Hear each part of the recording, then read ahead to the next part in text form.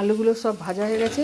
লাল লাল করে আলুগুলোকে ভেজে নিয়েছি বন্ধুরা, নুন আর হলুদ দিয়ে সুন্দর করে এগুলো ভেজে নিয়েছি। এবারে ওই তেলের মধ্যে এবার পেঁয়াজ কলিটা ভেজে নেব।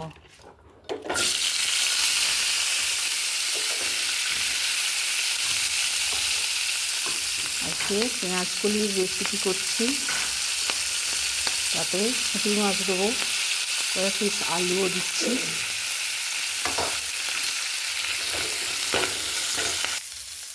পেঁয়াজ কলিগুলো ভেজে নিয়েছি, এবার এগুলো তুলে নেব।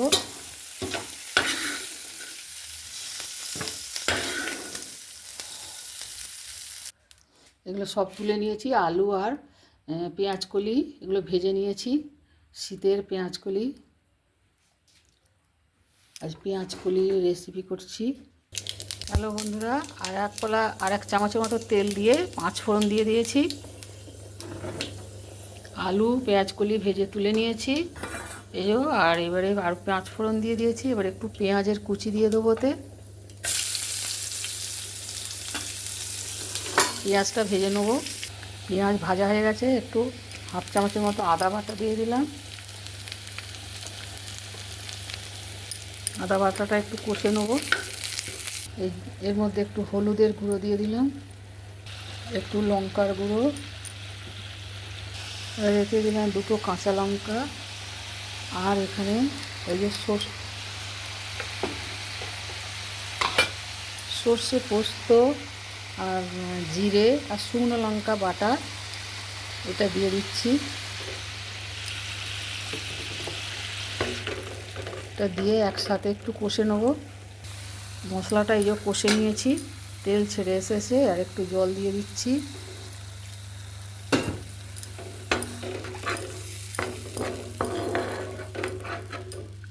কষে নেওয়ার পরে আরও একটু জল দিলাম।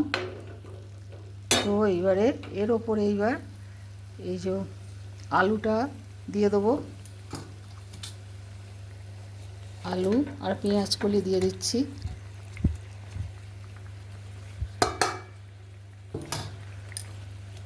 দিয়ে এটা ওই মশলা কষা ঝোলের সঙ্গে এগুলোকেও একটু আবার কষে নেব। এর লবণ দিয়ে দিচ্ছি স্বাদ মতো। মশলার সাথে মশলাতে জল দিয়ে মশলা কষে নিয়ে আরও একটু জল দিয়ে আর এই আলু আর পেঁয়াজ কলি দিয়ে আর ভালো করে কষে নিয়েছি। তো এইবার আরও একটু সেদ্ধ হওয়ার জন্য জল দিয়ে দেবো। ঝোল থাকবে না, মাখা মাখা হবে। তো এটা আর একটু সেদ্ধ হবে। ঝোলটা ফুটে গেছে, এবার এখানে মাছগুলো দিয়ে দেবো। এত মাছ সব দেবো না।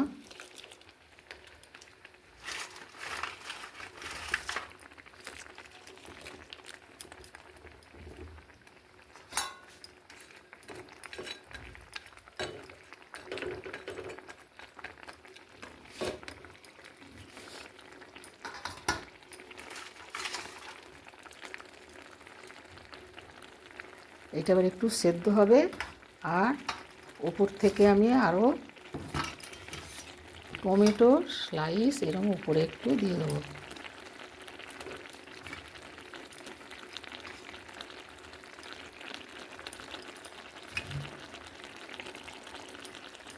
এবার একটু এটা সেদ্ধ হয়ে যাবে আলুটা, মাছটা। এবার তরকারি একদম রেডি। এ দেখুন আলু একেবারে সেদ্ধ হয়ে গেছে, আর এই সব মশলাও একদম মাখা মাখা হয়েছে, বেশি ঝোল রাখবো না। এবার ওপর থেকে একটু সর্ষের তেল কাঁচা একটু ছড়িয়ে দিচ্ছে, এটা দিলে স্বাদটা বেশ একটু ভালো হয়। তো আমার পেঁয়াজ কলির রেসিপি রেডি হয়ে গেছে বন্ধুরা। এই যে পেঁয়াজ কলি দেখুন গোটা গোটা রয়েছে, অথচ সুন্দরভাবে সব সেদ্ধ হয়ে গেছে। এই যে পেঁয়াজ কলিগুলো তলায় মাছের তলায় চেপে গেছে। এই যে পেঁয়াজ কলির রেসিপি দেখুন কত সুন্দর হয়েছে, দারুণ টেস্টও হয়েছে। তো পেঁয়াজ কলির রেসিপির সঙ্গে আরও কিছু উপকরণ আছে। তো যাই হোক, কেমন লাগলো আপনাদের অবশ্যই জানাবেন। আমার তো ভীষণ ভালো লাগে, এখনও খেতে খুব সুন্দর হয়েছে। তো এইভাবে আপনারা পেঁয়াজ কলি দিয়ে এইভাবে তরকারি করে খাবেন, খুবই ভালো লাগবে। আজকের মতো রাখলাম, আবার আসবো অন্য কোনো রেসিপি নিয়ে। আপনারা খুব ভালো থাকবেন, সুস্থ থাকবেন, টাটা।